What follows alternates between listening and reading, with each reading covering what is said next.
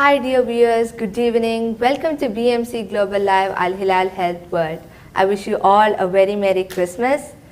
Today I'm Gowri with you, and today with us we have Dr. Swapna Karot. She is working in Al Hilal Multi-Speciality Medical Center, Salmabad as a consultant in internal medicine. She had taken her post-graduation from India 9 years ago and had also worked in a tertiary care center for 7 years.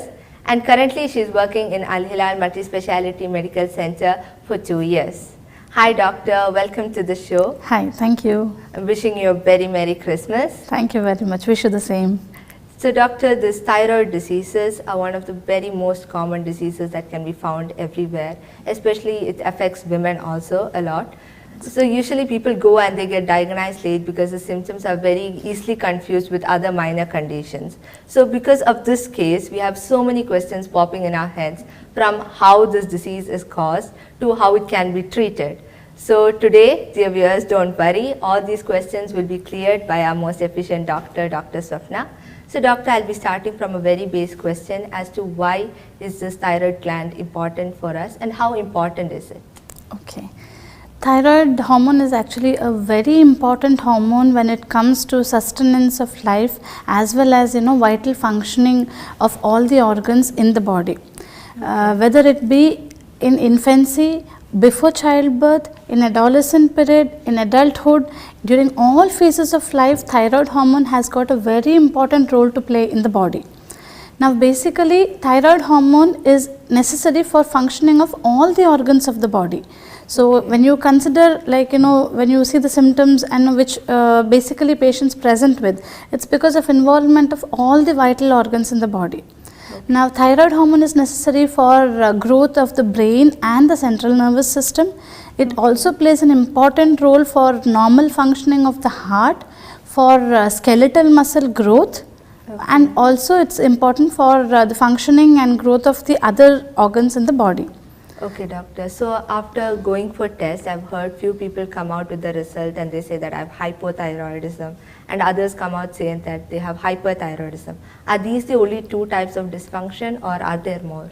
Yes, see when you talk about thyroid dysfunction, as you rightly said, there are basically broadly when you talk about it, there are two different types of dysfunction occurring with relation to the thyroid hormones. Okay. So when you say it is hypothyroidism, it means that the thyroid gland is not functioning to its maximum. Okay. Or you can say something like a lazy thyroid. Okay.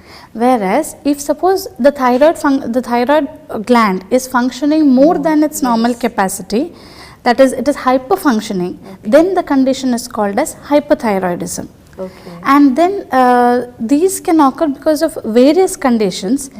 These problems may be those which may persist for lifelong, or it could be due to certain causes which may be there just for a transient period of time.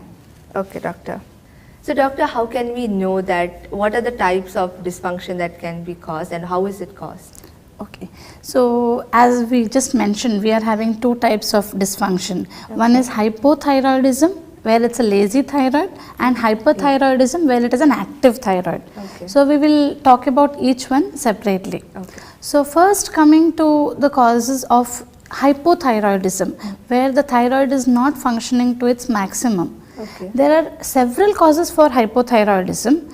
However, the most common reason for hypothyroidism which we see in clinical practice is because of a condition called as Hashimoto's thyroiditis. It's also called as autoimmune thyroiditis.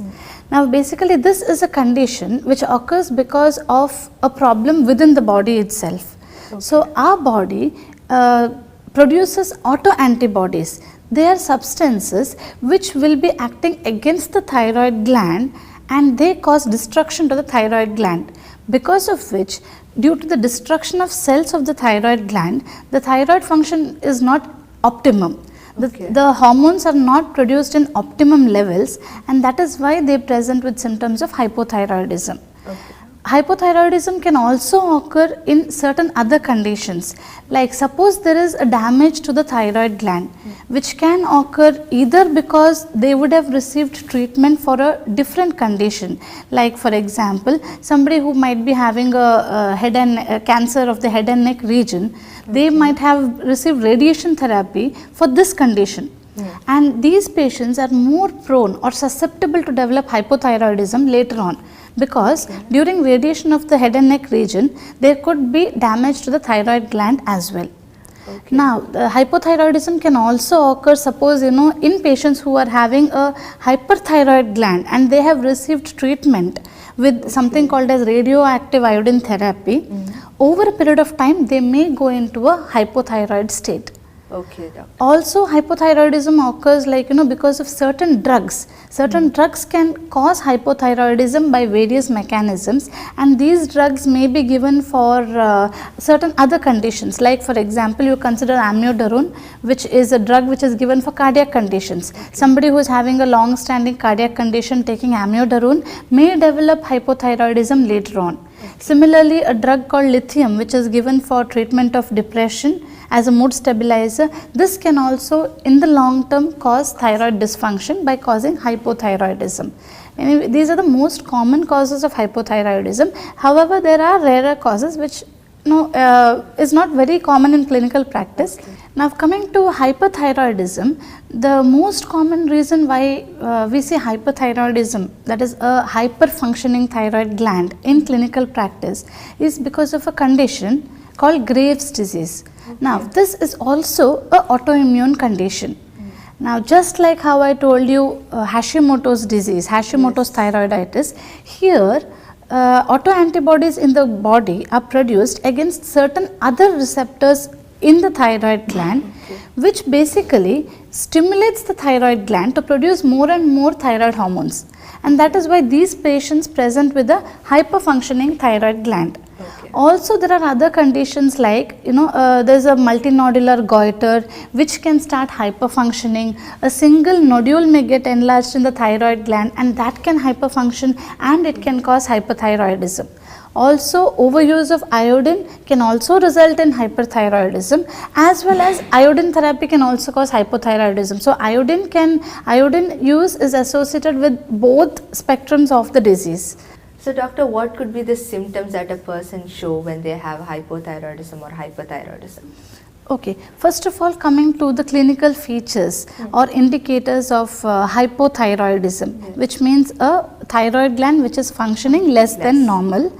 Here, patients usually come with symptoms. The commonest symptom which people notice very quickly is that they start gaining weight very rapidly. So, weight gain is the most common symptom. Patients also, they come saying that they are having complaint of tiredness, they don't have the interest to do any activity, they feel lethargic all the time, they just want to sleep all the time, they have severe muscle pains, and another common symptom which they complain of is cold intolerance. Rarely in severe hypothyroidism, they may also complain that they have noticed that their skin is sort of getting dry. Some of them complain of hoarseness of voice. These are all the common symptoms which a hypothyroid patient may complain of.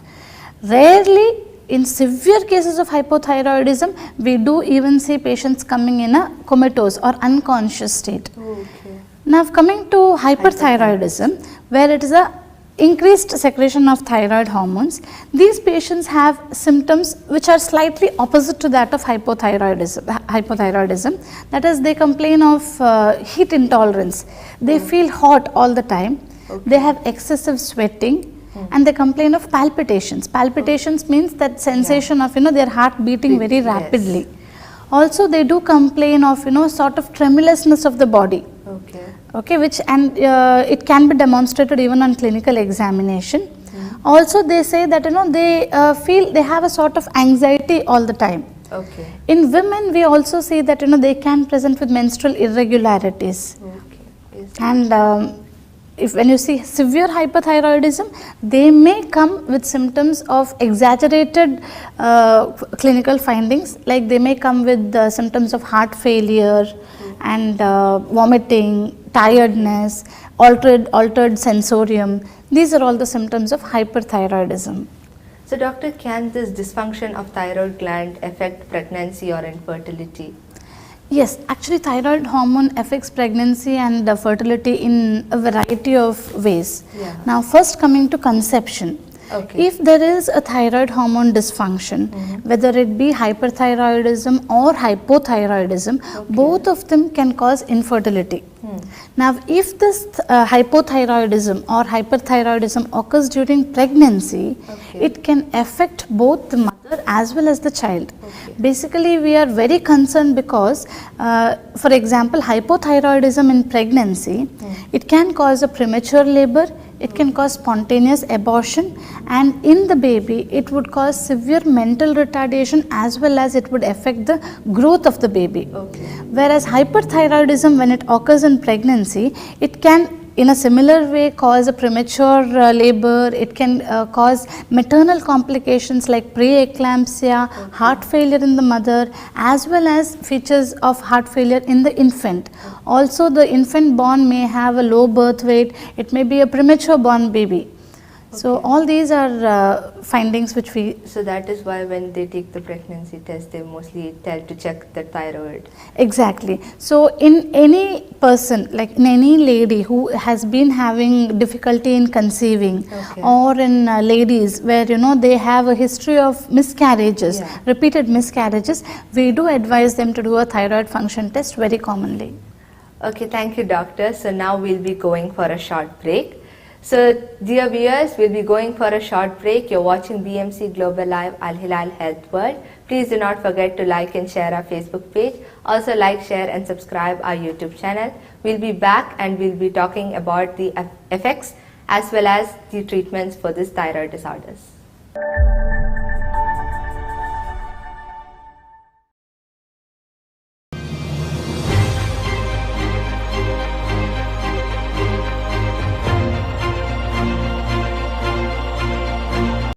NSE Remit has launched Send and Win. Download NSE Remit app now.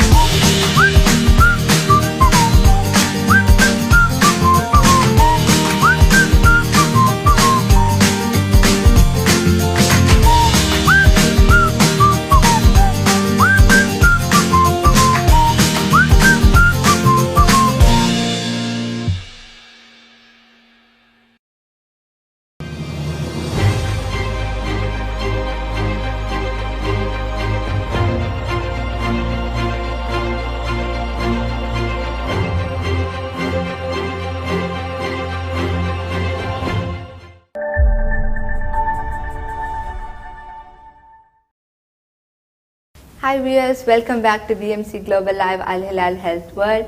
Today with us we have Dr. Swapna PK and I'm Gowri here with you. So we'll be moving on to rest of our questions.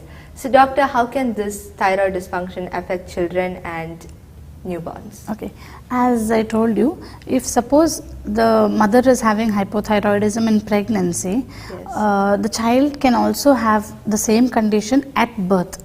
So if in pregnancy the child has hypothyroidism due to some reason, then the child would be born with severe mental retardation and also retarded skeletal growth. Now in children we do see hypothyroidism, and autoimmune thyroiditis is one of the most common causes for thyroid dysfunction in children. So in children basically we see that they come either with the symptoms of weight gain, or the parents notice that the growth of the child is suddenly reduced. The velocity of growth suddenly starts declining. Also, children may have precocious puberty, that is puberty which occurs much earlier than the time it is set to occur. So in female children it may present with complaint of bleeding per vagina. In males, the children may notice that their genitals are sort of enlarged. Also, their scholastic performance would be affected. The child would be more lethargic, tired all the time, lagging behind in school scholastic activities. So these could all be because of underlying hypothyroidism. So it is very important that if any change in the growth of the child, whether it be neurological or whether it could be something like a sudden decline in scholastic performances, then it would be a good thing to check for thyroid hormone dysfunction. Okay, so doctor, as I had mentioned at the beginning, these symptoms are usually very similar to those of other minor conditions. So how is that we diagnose it clinically? Yes. So anybody who is having any of the symptoms which I mentioned before, or if there is a family history of thyroid disease, especially in these people, they are more prone to develop thyroid dysfunction. So that is, I just didn't mention it before. Inherited disorders of thyroid dysfunction are also common. So there, it is whether it is hyperthyroidism or hypothyroidism, both may be inherited in families. And so, if there is a family history of thyroid disease or any of the symptoms which I mentioned, they need to go to their doctor to get examined and investigated for thyroid dysfunction. Also, if any enlargement in the neck region where the thyroid gland is situated is noted, these people need to just go for a clinical checkup to look for any thyroid dysfunction. So how we detect is we do a blood test which includes T3 and T4, which are the thyroid hormone levels, and also there is a test called TSH, which is basically the thyroid stimulating hormone levels which are measured. So variations in these levels will tell us whether it is a hyperfunctioning gland or a hypofunctioning gland. Okay, so after we diagnose, how do we treat it? What are the process that we take during the treatment? Okay, now treatment of thyroid dysfunction depends upon what is the reason for thyroid dysfunction. Now suppose you are talking about, suppose we talk about hypothyroidism, there the cause, we find out what is the cause which is causing this hypothyroidism. Is it something which is just transient and it will get better over a period of time, or whether it is autoimmune thyroiditis? Now autoimmune thyroiditis requires thyroid hormone replacement, which is usually lifelong. Now if it is a transient thyroiditis, as like we see something called as postpartum thyroiditis, which is common in females once they have given birth to a child. It usually occurs about 6 months after delivery and it can go on up to around 12 months. So in this condition, it's just a transient state. So this does not require lifelong therapy, but if severely symptomatic, ladies might have to take treatment for a period of time. Similarly, if you consider hyperthyroidism, we have to find out what is the cause. Now, if it turns out to be autoimmune thyroiditis, also called as Graves' disease, now this is a disease which would last lifelong. So here, the treatment is, first you give medications in order to bring down the levels of thyroid hormone to the normal state, following which surgery is the definitive treatment. So the other option in those who cannot undergo surgery or following surgery, it is radioactive iodine therapy which has to be given. Otherwise, like these people could have recurrence of the disease. Now if it is due to thyroiditis, which is a transient condition, there these people will have symptoms for some time and then it may get better. So here all patients need not be treated. So doctor, while it's being treated and the medications are given, should the medications be taken lifelong or is it just for a period of time? Yes, actually, as I told you, whether medications need to be taken lifelong depends upon what is causing the thyroid dysfunction. Now, normally autoimmune disorders, as I mentioned, if they are causing the thyroid dysfunction, usually medications need to be taken lifelong. Whereas if it's a transient thyroid dysfunction occurring because of inflammation or following certain viral infections, which basically cause thyroiditis, then the treatment would be for a limited period of time till the dysfunction resolves. Okay, doctor. So finally, what are the take-home messages that we can give? Okay. Now, one, if you notice in children, if you notice that there is any features of thyroid dysfunction, please take them for a visit to the doctor to get checked for hypothyroidism, because in infancy and childhood, thyroid hormone is very important for neurological as well as skeletal growth. So untreated would lead to complications which are irreversible. Similarly, those ladies who wish to conceive, if there is a family history of thyroid disease or they have had a past history of thyroid disorder and were on medications, any individual noticing that they are having changes in weight or the symptoms which I mentioned about, need to go for a test and get their thyroid levels tested. Also, while on medications, please follow up with your doctor on a regular basis and continue your medications. Do not stop them on your own. Okay, doctor. Thank you so much for taking your time out from this busy schedule and then coming and sharing all your knowledge with us. Thank you. Thank you so much for being here. I would also like to thank BMC Global Live for giving me this opportunity to come and share knowledge on this platform, and I hope it would help all the viewers in some way or the other. And thank you very much, Gowri, for your excellent talk. Thank you, doctors. Welcome also. So, dear viewers, that's it for today's episode. We have talked about thyroid gland, what are the dysfunction it can cause. We have also talked about the treatment. Thank you all for listening and being with us. So once again, thank you, doctor. Thank you. So dear viewers, you are listening to BMC Global Live Hilal Health World. Thank you all for listening. Today I'm Gowri with us, and we also had Dr. Swapna. So please do not forget to like, share and subscribe our YouTube channel. Also like and share our Facebook page. Thank you all.